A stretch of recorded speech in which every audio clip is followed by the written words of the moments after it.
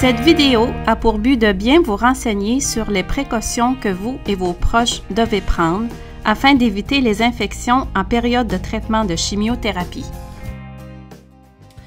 On m'a demandé de témoigner sur le fait de comment prévenir les infections lorsqu'on a une personne qui, dans notre entourage, qui reçoit des traitements de chimiothérapie. Donc, moi, c'est mon petit garçon, Alexis, qui a reçu des traitements de chimiothérapie à l'âge de 2 ans et demi, 3 ans. Puis, j'ai eu à gérer ça à la maison. Puis, en fait, je vais vous donner un peu, moi, ce que je faisais comme pratique à l'époque. Principalement, nous, c'était avant qu'Alexis va pour ses traitements. Je nettoyais ses jouets, puis les poignées de porte aussi. Je passais mon linge sur les poignées de porte, puis c'est pas mal ça. Je faisais aussi mon épicerie avant, afin d'éviter d'aller à l'épicerie avec le petit pour les microbes et tout ça, là. Donc je prévoyais en fonction des prochains jours. Suite à ça, ben à la maison, c'était pas très compliqué, c'était souvent se laver les mains. Puis les gens qui venaient en visite devaient aussi se laver les mains en entrant dans la maison, c'était obligatoire. Sa mamie m'avait fait une pancarte, un arrêt stop qui était inscrit stop, si vous voulez voir mon Alexis, on doit se laver les mains.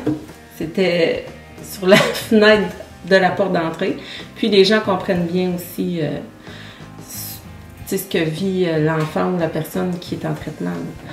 Donc, c'était pas mal ça. Si les gens qui voulaient venir à la maison avaient des rhumes, grippes, ben moi, je demandais qu'ils viennent quelques jours plus tard. Donc, c'est ça. Quand Alexis avait ses traitements, à la maison, on était à peu près 4-5 jours, des fois peut-être un peu plus, que là, je faisais beaucoup de je suivais vraiment mes précautions, le lavage de mains, désinfecter les jouets, la visite, je gérais la visite, puis on la cherchait pas la visite, puis on cherchait pas les sorties non plus, on était tranquille à la maison. Mais après ça, ben là, on reprenait une vie normale. Là, on recommençait à sortir, aller voir les amis, puis toutes les mêmes activités qu'un enfant ou qu'une famille normale vit. Moi, pendant cette période-là, ce que j'ai trouvé le plus difficile au niveau des microbes, c'est pas gérer en tant que tel dans la maison, nettoyer, puis tout ça. Parce que moi, c'est vraiment le nettoyage de main. Mais ce que j'ai trouvé difficile, c'était surtout au niveau de la nourriture, qu'il fallait gérer. C'était beaucoup les fruits, là, les bleuets, il fallait laver les bleuets, les essuyer avant de lui donner, les framboises. Le jus. En fait, le truc que j'aurais à donner, c'est de ne pas avoir peur que la personne qui reçoit les traitements tombe malade d'une infection. Parce que c'est simplement de prendre des précautions de base, se laver les mains, puis nous, c'est ce qu'on a fait.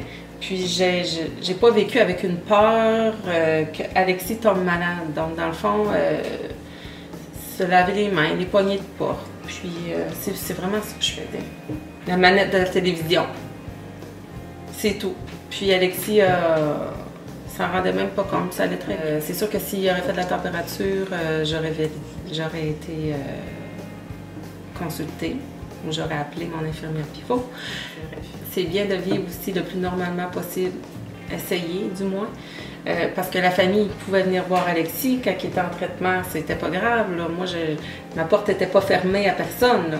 Simplement que j'appelais pas des gens pour venir nous voir si c'était pas prévu qu'ils viennent nous voir. Là, ou, ses grands-parents venaient, les amis, mes amis. Pas d'y aller avec la logique, mais c'est pas ça. Mais c'est intégrer la routine de se laver les mains, puis après ça va bien aller. On l'a conservé d'ailleurs, hein? On se lave les mains tout le temps. En temps normal, votre corps se défend bien contre les microbes grâce à votre système de défense. Mais durant le traitement de chimiothérapie, il peut arriver que votre corps soit plus fragile.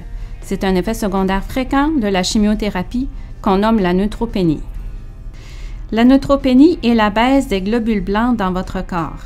Lorsque le taux de globules blancs est bas, le corps humain se défend difficilement contre les microbes. Nous sommes tous à risque d'attraper des maladies contagieuses comme la grippe, la gastro-entérite ou un rhume. Pour se protéger contre ces maladies, il faut pratiquer de bonnes habitudes de vie à chaque jour. Ce sont des mesures simples et peu coûteuses. La mesure la plus importante est le lavage de mains. Le lavage de mains est une précaution essentielle à respecter par vous et les membres de votre entourage. Ne soyez pas gênés de demander à vos proches de se laver les mains. Vous devez vous laver les mains dès que vous arrivez à la maison, avant de préparer la nourriture, avant de manger, après vous avoir mouché ou éternué, après avoir touché à un animal, après être allé à la toilette. À la maison, le lavage fréquent des mains avec de l'eau et du savon demeure le meilleur moyen de vous protéger.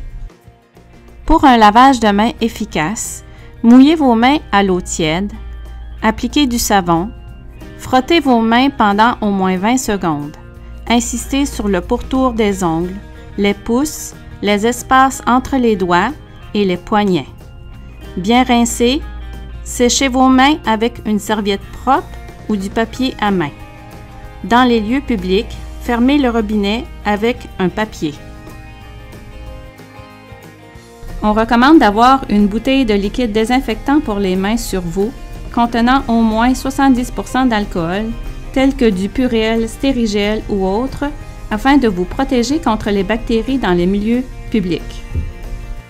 Également, il est recommandé d'avoir de bonnes habitudes de vie telles que de prendre une douche ou un bain tous les jours et utiliser une lotion non parfumée afin de prévenir la sécheresse de la peau, surtout l'hiver, de porter des vêtements propres chaque jour, de brosser vos dents après chaque repas et au coucher, utilisez une brosse à dents souple afin de prévenir les blessures aux gencives, d'éviter de porter vos mains à votre visage, de garder toutes les surfaces de votre maison propres en les lavant souvent, comme par exemple poignées de porte, comptoir, téléphone et les télécommandes.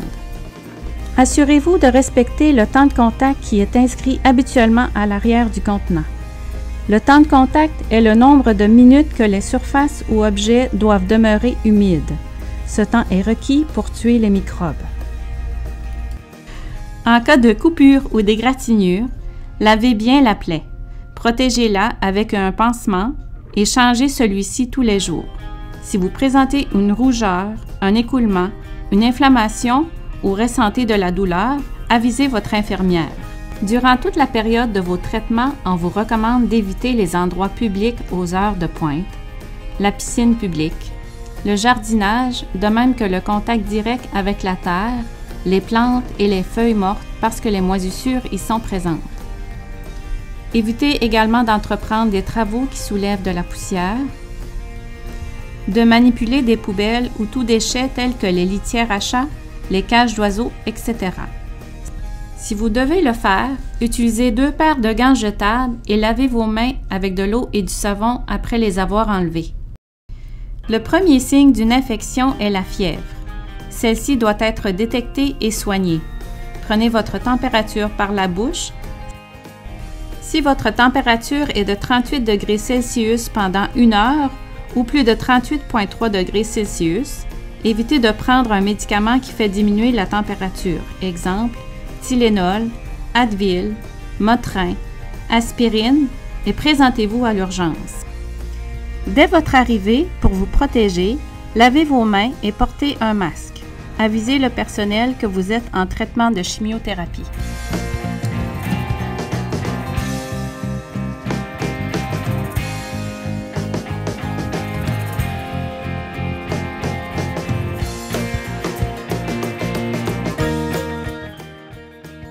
Les autres signes sont frissons et sueur, changement dans la toux ou nouvelle toux, congestion nasale, mal de gorge ou tout autre nouveau symptôme qui vous inquiète.